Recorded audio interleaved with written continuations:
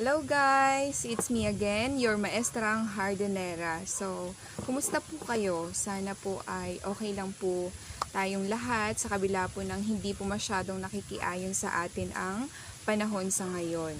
So guys, in this video, I wanna show you how I made hole sa mga kagaya po nito na kung saan gusto ko po gawing pots ng aking mga succulents or ng aking pong mga cactus. So, kanina po ay namili po ako nitong mga pots na to. Pero guys, yan tingnan nyo, wala siyang butas. Namili po ako kasi meron po akong parating na succulents. Meron po akong order na parating. Okay, so yan, ituturo ko po sa inyo kung paano ko siya binubutasan. So, murang-mura lang ito guys. Mas makakamura kayo compare dun sa bibili kayo ng paso. So, kagaya nito. Ito sila yung mga nasa per kilo. Diba pag pupunta po kayo ng mall, meron po doong may area po doon na kung saan yung mga ganito po ware po nila ay sale na po. So, per kilo na siya, ibinibenta na siya na per kilo. So, ito po ay 110 per kilo. So, since apat na lang po kasi yung natitira and nakita ko po na perfect po siya doon sa mga big size ko po na black prints. So, binili ko siya. Worth 58 pesos lang po ito guys. And then, ito naman po, yung maliliit na ito. Ito po ay perfect para sa mga baby na succulents or cactus. So, tingnan nyo guys, murang-mura lang. Ayan.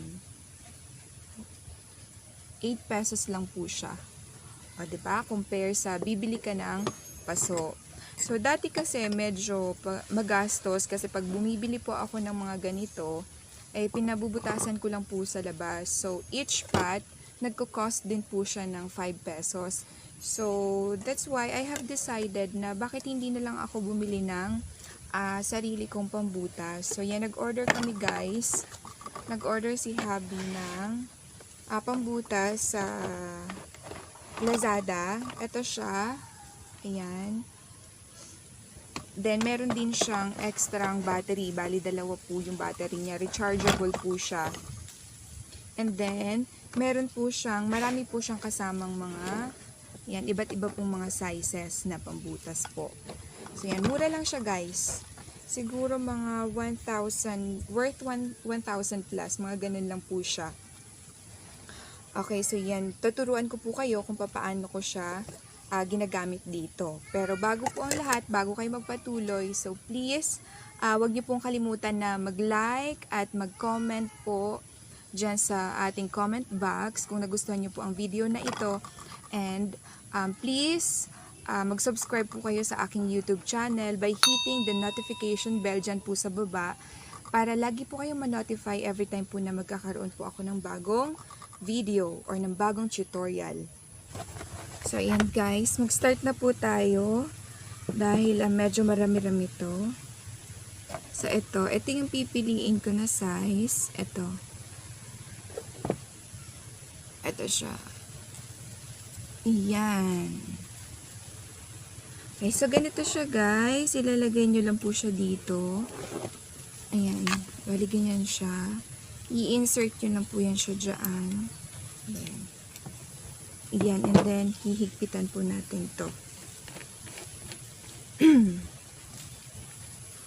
Yan. So, ganito na siya. Yan, ready na po siya na gamitin.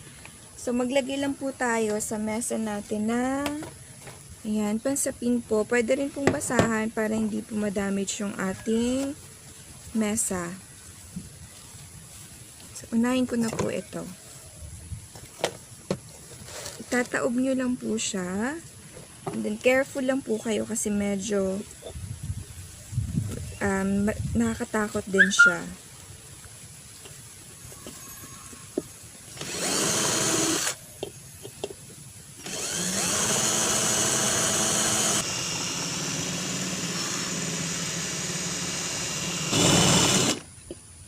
So, yan na. Yan. One down. Meron na po siyang ayan po. So, ganun lang siya kadali. Ayan.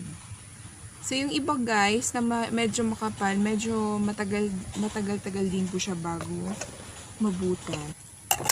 Next, ito naman po.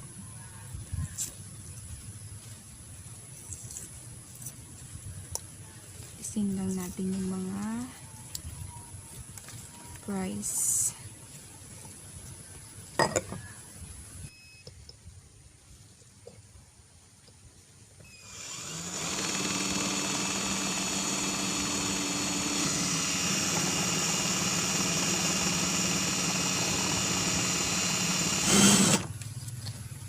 So, ayan na.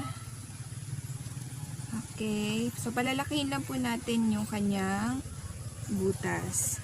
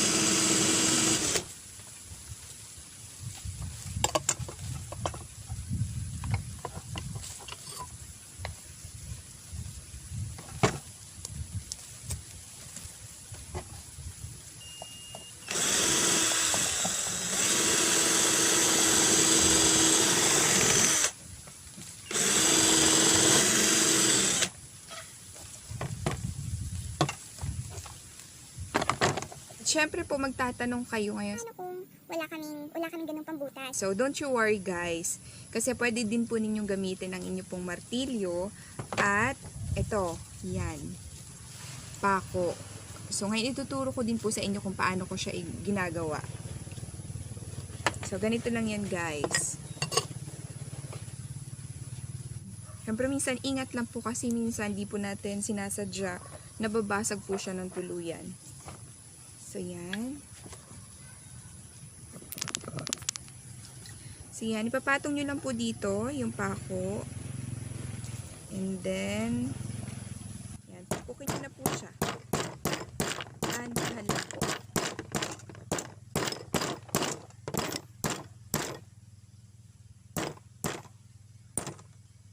So, ayun.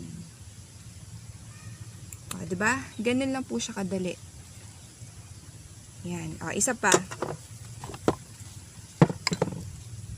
Alisin na natin to. Maingay. Isa pa guys. Ito. Ulit.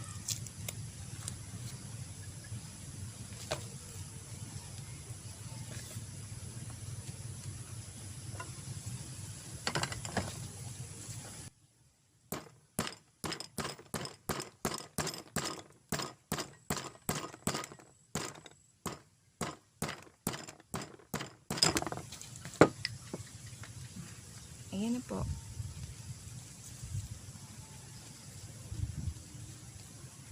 Okay, try din po natin dito sa malaki. Dito.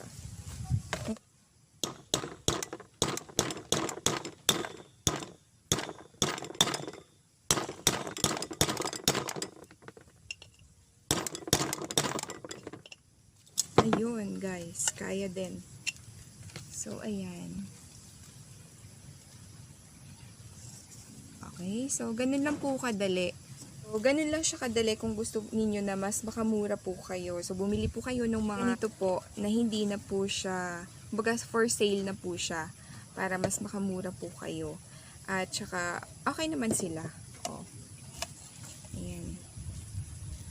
So, yan. Ito perfect po ito guys para sa aking big size na mga black prints.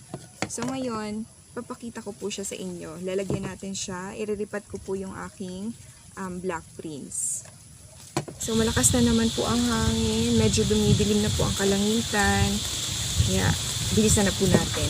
So, ito po yung iriripat ko ngayon yan. Si Black Prince. Echeverria Black Prince. So, ayan, tingnan niyo po. O, ang lusog po nila. Ang lulusog po nila. So, hindi na po, kasi tingin ko hindi na po enough yung kanyang pots sa laki po niya. So, kailangan na po natin i-repat. Ayan po, oh. Ang lakas po ng hangin. Grabe. Ayan. Tsaka po ito. So, bali, 4 po yan. So, gagamitin ko lang din po yung dati nilang soil and then mag-a-add lang po ako. At kung gusto po ninyong malaman sa mga magtatanong po kung ano po yung gamit kong soil, ito po. So, just comment down below at gagawan ko po yun ng separate po na video po.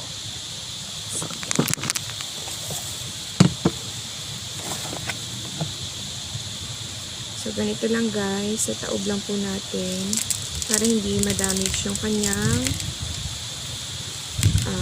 ugat. Ayan.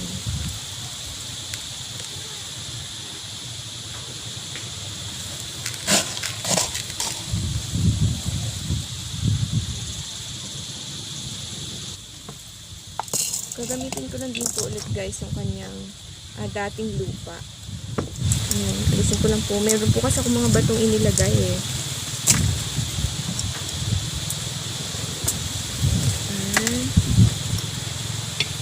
And then, tatanim na po natin si black greens.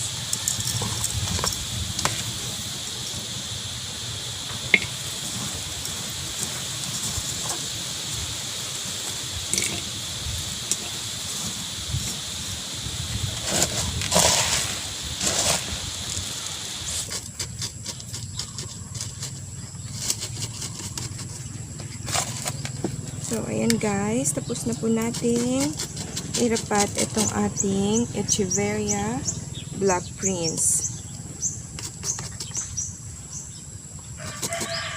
So, dagdagan na po natin yung iba ng soil mix.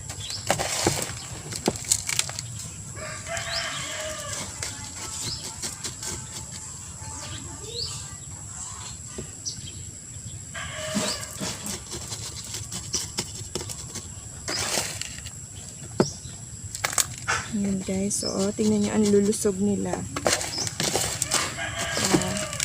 Nag-decide na akong i-repat sila kasi hindi na enough yung kanilang pot sa kanilang size.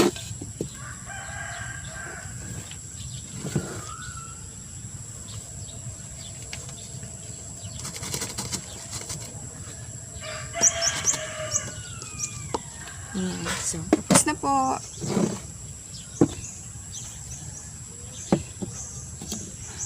Ayan, o, tignan nyo. Diba? Perfect pot para dito sa aking big size na mga Echeveria Black Prince.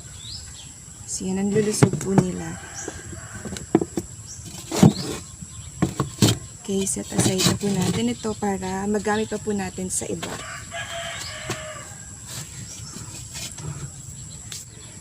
So, ayan guys. Thank you so much for watching. I hope na nakatulong po sa inyo ang video po na ito. Thank you!